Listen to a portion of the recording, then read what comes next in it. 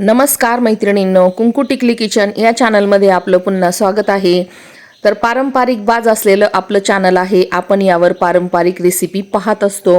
तर आज आपण करून घेणार आहोत दोडक्याचा ठेचा।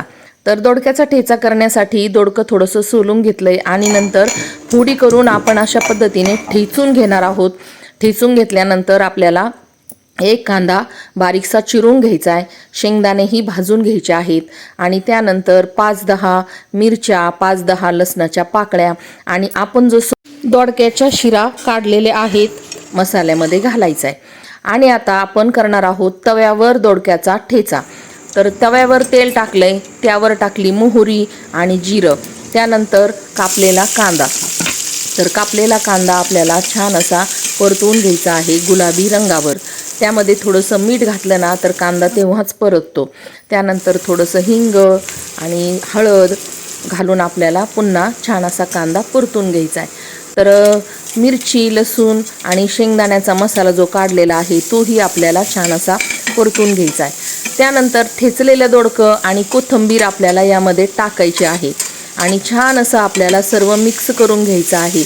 तर तव्यावरच्या या दोडक्याची भाजी खूप अप्रतिम सुंदर अशी लागते आणि ही जर चुलीवर केली ना तर अजूनच छान चव येते।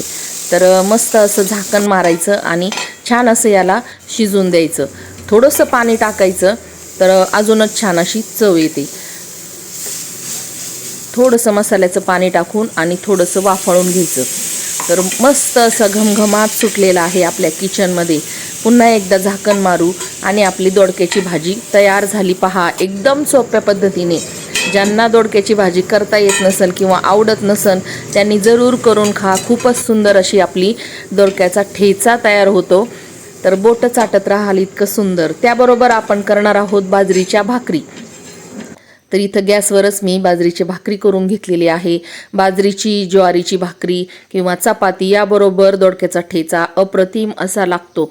तर कशाबरोबरही खा, चव मात्र एकदम छान। तर आपण बाजरीच्या भाकरीबरोबर संध्याकाळच्या जेवणासाठी दोडक्याचा ठेचा केलेला आहे। जेव्हा कमी माणसं जेवायला असतात त्यावेळी असं चुटूक मुटूक करून मस्त असं आपण खाऊ शकतो। आणि डब्यामध्येही आपण शेतात असं भाकरी आणि दोडक्याचा ठेचा, कांदा, लोणचं आणि हे घेऊन जाऊ शकतो। तर खूप सुंदर असं आपलं जेवण होणार आहे।